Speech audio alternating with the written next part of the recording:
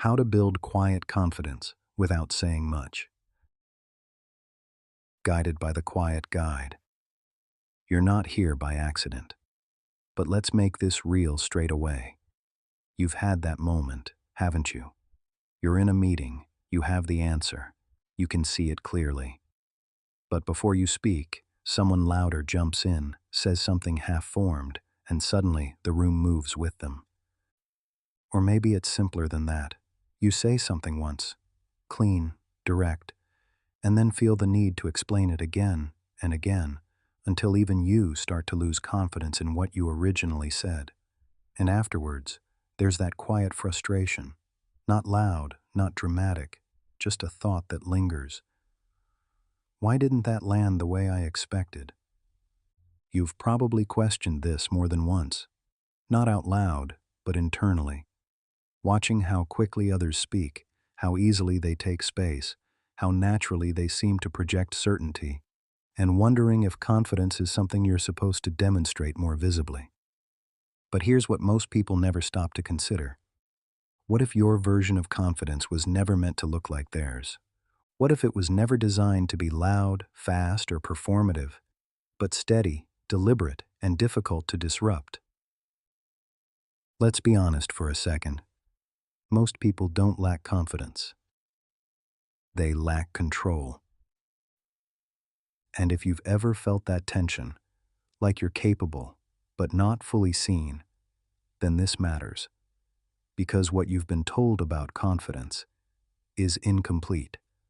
The world has trained us to believe that confidence is something you display in real time. Speak quickly, speak often, fill the silence. But here's the part no one says out loud. The people who command the most respect are rarely the ones trying to prove it. That's what we're building today. Not louder confidence, but quieter, more stable, harder to shake. The first shift is this, and it's subtle. You stop performing confidence. You've probably seen what performing looks like. Talking just to stay relevant, explaining just to be understood, adjusting your tone depending on how others respond. It feels like control, but it's actually dependency. Here's the truth most people avoid. Every time you perform confidence, you hand control of it to the room. Quiet confidence takes that control back. And this is where something starts to change. You begin to realize you've never actually been lacking confidence. You've just been expressing it in a way that doesn't suit you. 1. The internal anchor. You've likely had moments where you knew something without needing anyone to confirm it. A decision that felt right, a perspective that was clear. But then someone questioned it, and suddenly you started questioning it too. That's what happens when confidence is external.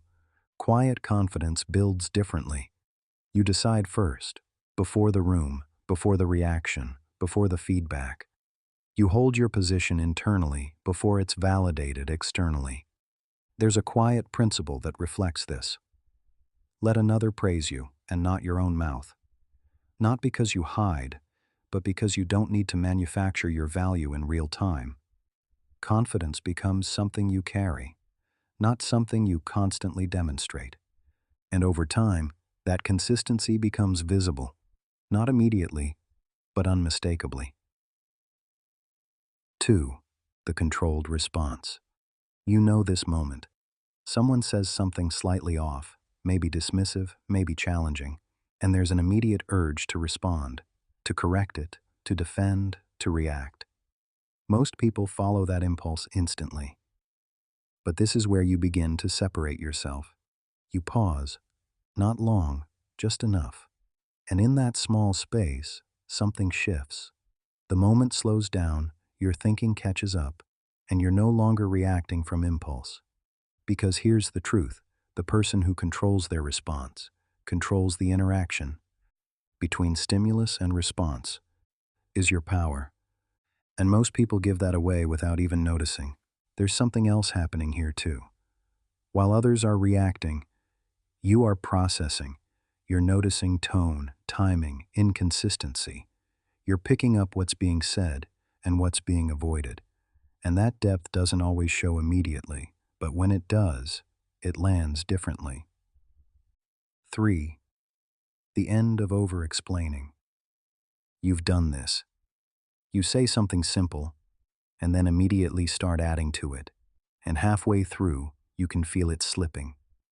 The message becomes weaker, not stronger. Here's the uncomfortable truth. Every extra sentence after your decision makes it weaker. Over-explaining isn't clarity. It's a request for permission. If you need to explain everything, you don't fully trust your position yet. Quiet confidence sounds like this. I can't commit to that right now. And then you stop. No tension, no apology, no performance. At first, it feels uncomfortable, but that discomfort is what self-respect feels like when it's new. And if you watch others closely, you'll see it. The more someone explains, the less certain they sound, which means others feel the same when we do it. 4.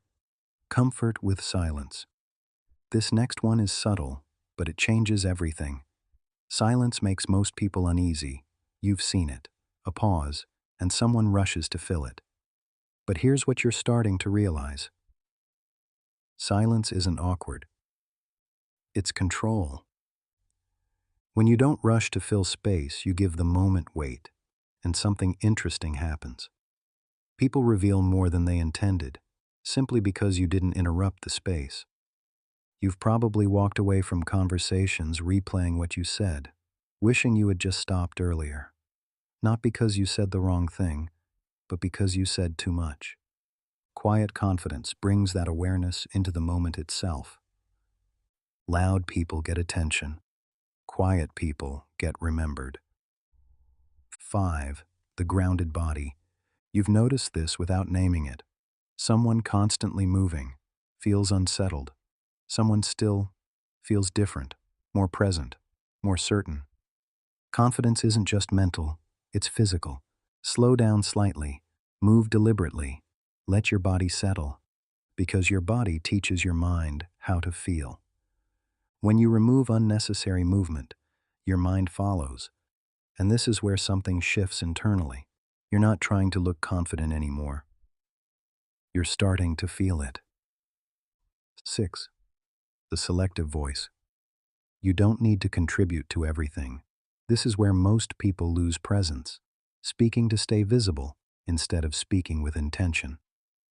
Quiet confidence chooses its moments, and because of that, when you speak, people listen, not because you demanded attention, but because you no longer need it. 7. Emotional containment. This is where everything comes together. You feel things, frustration, pressure, emotion, but you don't leak them.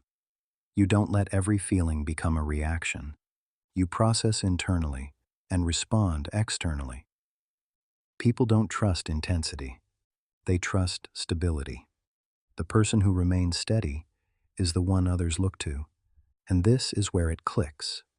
You're not reacting like most people anymore. You're choosing.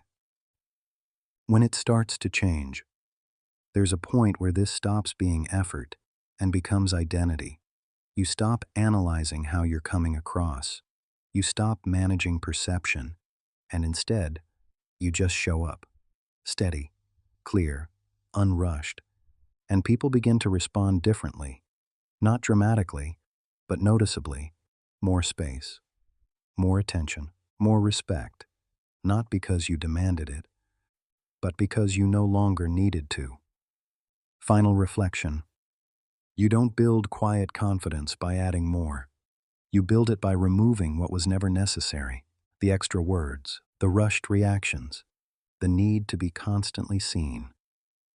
And what remains is something far more stable. You were never lacking confidence. You were just trying to express it in a way that was never yours. Confidence isn't what you show. It's what you no longer need to prove. And if this felt familiar, you're already closer than you think. And if someone came to mind while listening, someone who carries this same kind of quiet strength, share this with them, and I'll see you in the next one.